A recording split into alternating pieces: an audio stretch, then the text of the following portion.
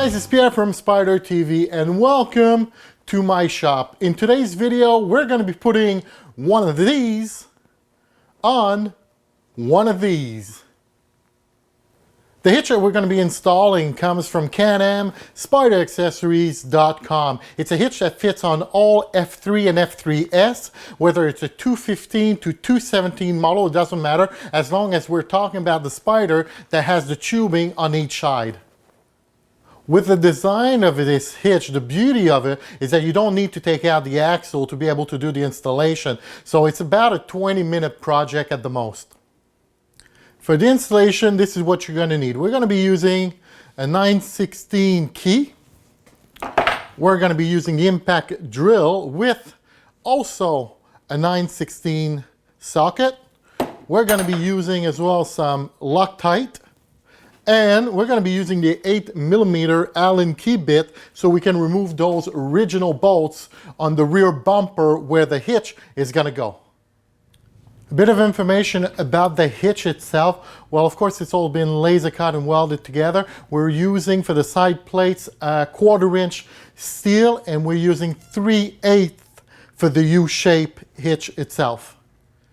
You can't reinvent the wheel. A hitch is a hitch. There's no 56 ways to be able to make one. So we concentrated on two things. The first one we talked about at the start was making a hitch that didn't need you to take out the axle. We were able to do that. And the second thing is that we wanted to be nice. We wanted to look more like an accessory than just a piece of metal that's sticking out the back of your bike to tow a trailer. So we gave it a little bit of bling. We went ahead with the design and went with the outer edges of a spider web, and this is of course a beautiful F3 logo that we laser cut right into the plates.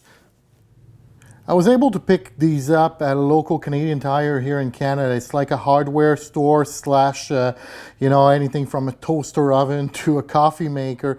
And they sell auto parts. And I was able to pick up these little ramps here. I was actually able to get these on special for like 2 for $35. So, I mean, these are really, really useful. I'm just going to be using the one for the rear tire to do the installation. It's going to lift the tire up I'd say about 8 inches off the ground and help us just work on the bike. All right, let's go ahead with step one, and that is putting on the side plates. We're going to be using the two holes here. They're actually the two holes that are being used on a Can-Am Spyder to hold that side bumper that's got the license plate on it. You've got two on each side. We're going to take those off and put the plate in. We want to do one side at a time, removing only 2 screws on each side. The 2 screws on the other side will hold the structure together, the bumper, so it doesn't fall down. These are the 2 bolts that we're going to be removing, so let's go ahead and do that.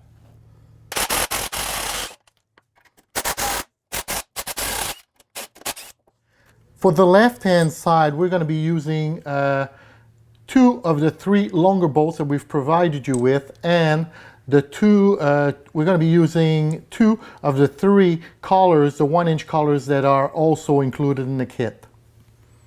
So the tricky part is being able to hold everything in place as we do this. You're going to need to put a collar at the back here and the bolt through it. So we go ahead and put the bolt through here. You can put your spacer in there. And that's going to be number 1. You can start off that by hand a little bit. There we go.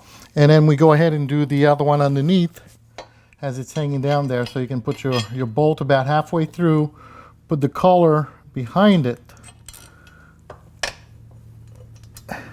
and then it's just a little bit of a wiggle to get it in there.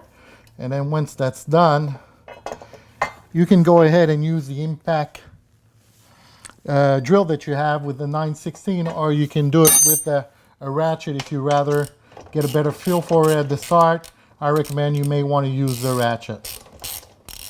There are 2 different occasions where you can go ahead and put that Loctite. You can do it at the start, and I don't like doing that because it seems to run all over my fingers when I try to put them in and I start putting finger marks everywhere. Or you can actually do it at this time. Let me turn around the camera here and see if you can see that. Now, just before I go ahead and tighten everything, I've left some space with the collar, and I'm going to go ahead and put a couple of drips of Loctite in there and do the same thing on the bottom one.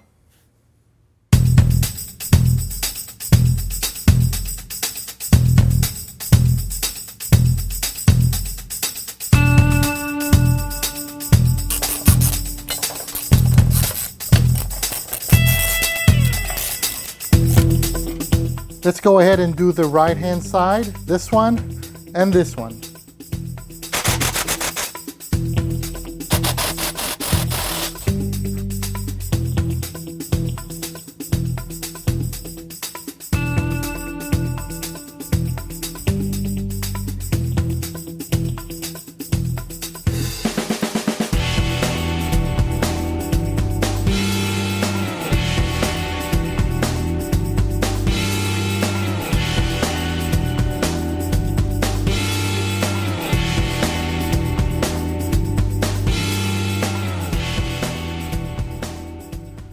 For this step, you're going to be using the 6 bolts and nuts that we provided. Those are actually luck nuts with nylon, and we got them black so they don't show as much.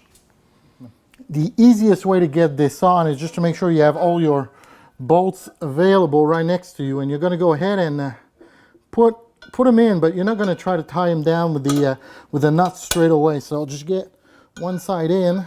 And once you've put 2 in, you can actually let go of one hand, grab the other side, and just do the same on that side.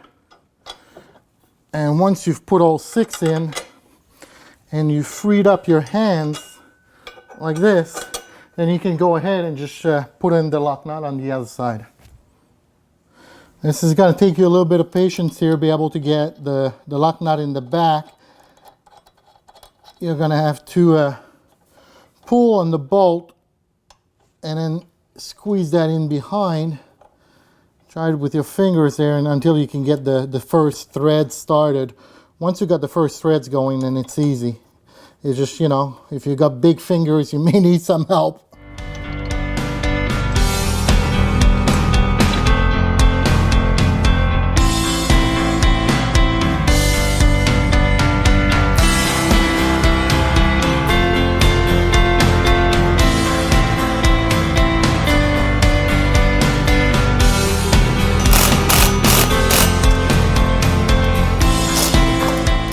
Try to do a little bit at a time on each bolt and nut, so you bring it in a little bit each side, the same amount.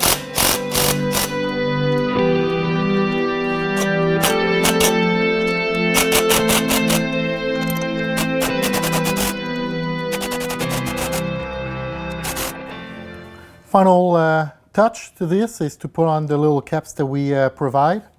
You get 10 of them, you have 10 places, 5 on each side.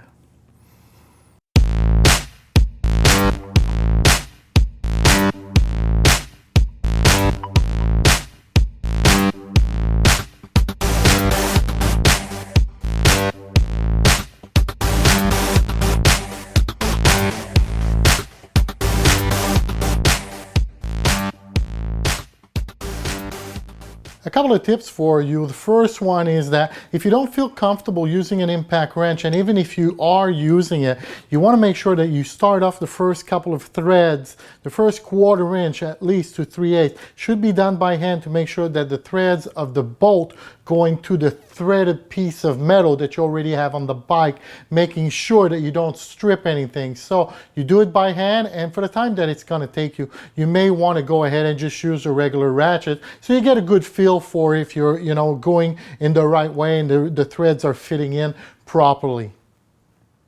For the second tip, I recommend that after your first ride or second ride, you keep with you a 9/16 key, and you just make sure that everything is nice and tight. The reason I say that is because we don't all put Loctite to the same amount, so you want to make sure that you put enough. And if you feel if it's a little bit loose for any reason, then you can just reapply a little bit more Loctite, but you should be okay.